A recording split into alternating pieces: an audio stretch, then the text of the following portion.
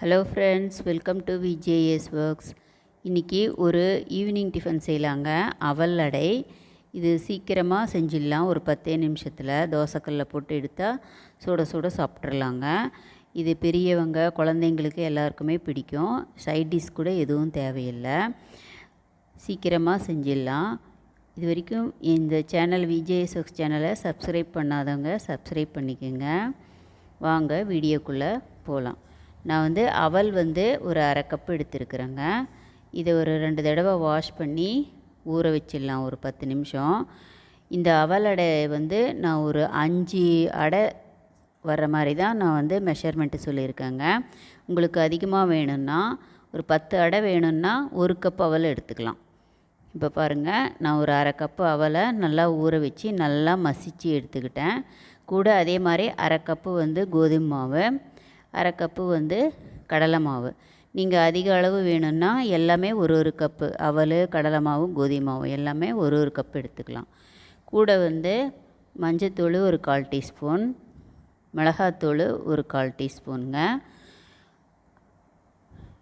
மல்லித்தூளும் ஒரு அரை டீஸ்பூன் எடுத்துக்கிட்டேன். அப்புறம் சீரகத்தை நல்லா கொஞ்சம் பொடி மாதிரி பண்ணி அதை ஒரு அரை டீஸ்பூன் எடுத்துக்கிட்டேன்.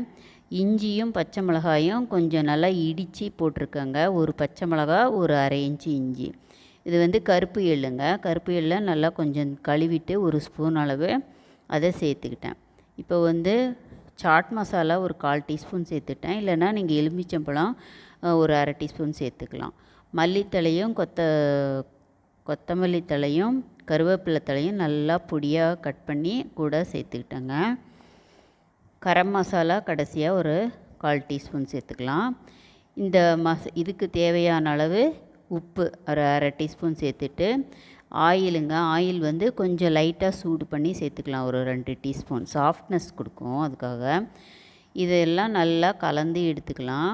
இது கையில் தான் நல்லா கொஞ்சம் பிசைகிற மாதிரி இருக்கும். நல்லா பிசைஞ்சி நல்லா எல்லா இன்க்ரீடியன்ஸும் நல்லா சேர்ந்து வர்ற மாதிரி நல்லா பிசைஞ்சி எடுத்துக்கலாம். எல்லாம் நல்லா உதிரியாக நல்லா கலந்த அப்புறம் தண்ணி சேர்த்துக்கலாங்க. தண்ணி ரொம்ப சேர்க்கக்கூடாது. ஒரு 2 டேபிள் ஸ்பூன் அளவு தான், ஒரு 1/4 டம்ளர் அளவு தாங்க இதுக்கு சேர்த்துக்கிட்டேன். பாருங்கள், இது நல்லா கலந்தாச்சு எல்லாம் சேர்ந்த மாதிரி. உங்களுக்கு நீங்கள் விருப்பப்பட்டால் பெரிய வெங்காயம் பொடியாக நறுக்கி ஒன்று சேர்த்துக்கலாம். பாருங்கள், ஒரு 2 டேபிள் ஸ்பூன் அளவு தான் தண்ணி சேர்க்கணும். 2 இல்லை 3 டேபிள் ஸ்பூன் அளவு சேர்த்தாவே இது நல்லா கலந்து அது மாதிரி உருண்டையாக சேர்த்துக்கலாம். சப்பாத்தி மாவு மாதிரி வந்துடும். அதிகம் தண்ணி சேர்க்கக்கூடாதுங்க. இது ஒரு 10 நிமிஷம் இல்லை ஒரு 1/4 மணி நேரம் ஊற வச்சிடலாங்க ஒரு துணி போட்டு. அதிக தண்ணி சேர்த்தா இந்த மாதிரி உருண்டையாக வராது, கொல கொலன்னு ஆகிடும். அதனால் தண்ணி கம்மியாக. இது எல்லாருக்குமே ரொம்ப பிடிக்கும். இது வெறும் சட்னி சேர்த்தும் சாப்பிட்லாம், இல்லை அப்படியேவும் சாப்பிட்லாம். மூடி வச்சு மூடிட்டேன். இப்போ ஒரு 15 நிமிஷம் கழித்து பாருங்கள், எடுத்து பார்க்குறேன். கையில் லைட்டாக எண்ணெய் தடவிக்கிட்டு சப்பாத்தி மாதிரி நல்லா உருட்டிடலாம். உருட்டி ஒரு பாலித்தீன் கவரில் லைட்டாக எண்ணெய் தடவிக்கிட்டேங்க. தடவிட்டு அந்த உருண்டையை வச்சு மேலே அந்த கவரை மூடிடலாம். இது சப்பாத்தி மாவில் உருட்ட வராது, ஒரு மாதிரி பிசு பிசுப்பாக இருக்கும். ஏன்னா இது நம்ம அவல் சேர்த்துருக்குறோம். அதனால் பாருங்கள், இந்த மாதிரி மூடி வச்சு ஒரு கப்பில் இல்லை ஒரு டபராவில் அந்த மாதிரி தட்டி விட்டால் அது அப்படியே நல்லா ஒட்டிக்கும். லைட்டாக எண்ணெய் தடவி இருக்கும், அதனால் அது ஒட்டிக்கும் நல்லா. இதை அப்படியே எடுத்துடலாம். எடுத்து தோசை தவா, நல்ல காஞ்ச தோசை தவாவில் வச்சு சுட்டு எடுத்துடணும். அவ்வளோதாங்க. இது ஈஸியாக வந்துடும் கவரில் வைக்கிறதுனால. இதை நெய் விட்டு நல்லா முருகலாக செஞ்சு சாப்பிட்டா நல்லா சூப்பராக டேஸ்ட்டாக வாசனையாக இருக்குங்க. பாருங்கள், அவ்வளோதான். அவல் அடை ரெடி ஆகிட்டுருக்கு. விஜேஎஸ் ஒர்க்ஸ் சேனலை சப்ஸ்கிரைப் பண்ணாதவங்க சப்ஸ்கிரைப் பண்ணிக்கோங்க.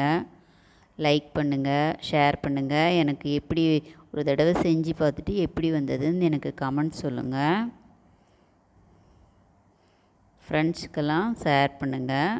பாருங்கள், 2 பக்கமும் திருப்பி விட்டு அடுப்பை மீடியம் ஃப்ளேமில் வச்சு வேக வச்சு எடுக்கணுங்க. இது வந்து கார சட்னியும் நல்லாயிருக்கும், தேங்காய் சட்னியும் நல்லாயிருக்கும். ஒரு தடவை கண்டிப்பாக ட்ரை பண்ணுங்கள். நான் நெய் விட்டு தான் சுட்டு எடுக்கிறேன். அது நல்லாயிருக்கும், வாசனையாக இருந்தது. நீங்களும் ட்ரை பண்ணி பாருங்கள். இந்த அவலடை மிக்சிங் பண்ணுறப்போ ஒரு பெரிய வெங்காயம் பொடியாக நறுக்கி கூட சேர்த்துக்கலாம். ஒரு கேரட்டு துருவி கூட சேர்த்துக்கலாம். டேஸ்ட்டு ரொம்ப நல்லா வருங்க. கேரட்டு, ஆனியன் எல்லாம் சேர்க்குறப்போ இன்னும் டேஸ்ட்டு நமக்கு கூடுதலாக வரும்.